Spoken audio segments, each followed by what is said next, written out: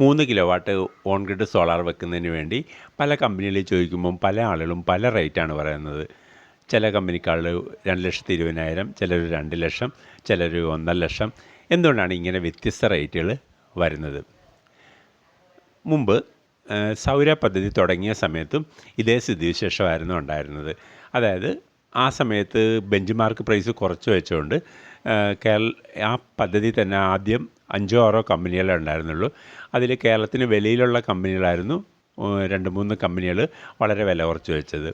എന്താണ് ഈ കേരളത്തിന് വെളിയിലുള്ള കമ്പനികൾക്കും തമ്മിലുള്ള വില വ്യത്യാസത്തിന് വരാനുള്ള കാരണം?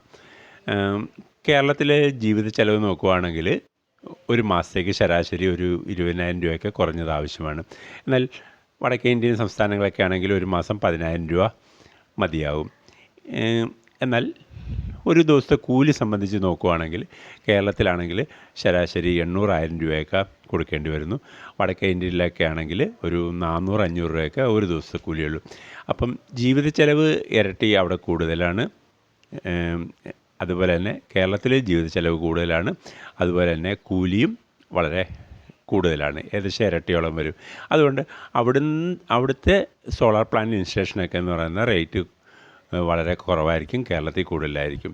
ഇനി ഇതുകൂടാതെ മറ്റ് ചില കാരണങ്ങളും കൂടെയുണ്ട് ഈ റേറ്റ് ഡിഫറൻസിന് കാരണങ്ങളെന്ന് പറയുന്നത്.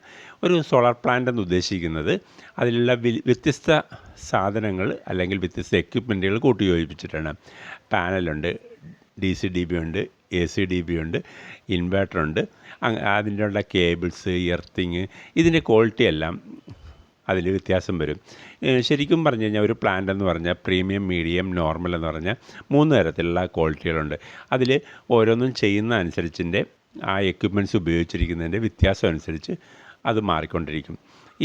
ഇതിൽ നമ്മൾ പ്രധാനമായിട്ട് ശ്രദ്ധിക്കേണ്ടത് ആ കമ്പനിയുടെ ക്വാളിറ്റി, അവർ സർവീസ് ചെയ്യുന്നതിൻ്റെ ക്വാളിറ്റി, അവർ മുൻകാലങ്ങളിൽ എങ്ങനെ സർവീസ് ചെയ്തിരിക്കുന്നു.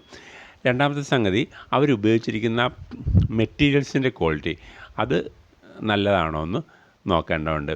കാരണം എന്ന് പറഞ്ഞാൽ ഈ സോളാർ പ്ലാന്റ് എന്ന് പറയുന്നത് ഒരു ക്വാളിറ്റി മെറ്റീരിയൽ സെലക്ട് ചെയ്യുക. ഇതൊരു 25 വർഷത്തേക്കുള്ളൊരു ലോങ് ലൈഫ് കിട്ടേണ്ട ഒരു പ്രോജക്റ്റാണ്. അതുകൊണ്ട് എല്ലായ്പ്പോഴും ക്വാളിറ്റി ഉള്ളത് നോക്കുക. പല കമ്പനികളും ചെയ്യുന്നത് വില കുറയ്ക്കുന്നത് ക്വാളിറ്റി മെറ്റീരിയൽ കുറച്ചുകൊണ്ട് വില കുറച്ച് കൊടുക്കുന്നു. അത് പ്രശ്നമാണ്.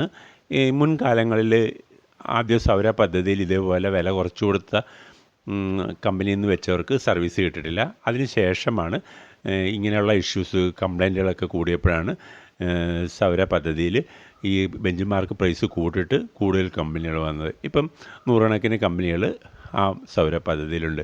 തുടക്കത്തിൽ 3-4 പേരേ ഉള്ളായിരുന്നുള്ളൂ. അതിൻ്റെ കാരണം ഈ ബെഞ്ച് മാർക്ക് പ്രൈസ് കുറച്ച് വെച്ചുകൊണ്ടാണ്.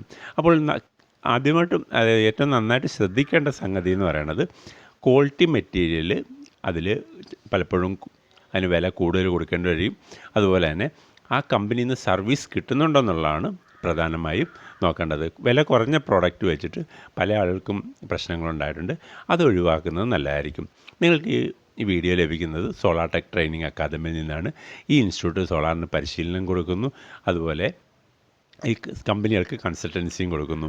ഇത്രയും സമയം ഈ വീഡിയോ ശ്രദ്ധിച്ചാൽ നിങ്ങൾക്ക് ഓരോരുത്തർക്കും നന്ദി പറയുന്നു.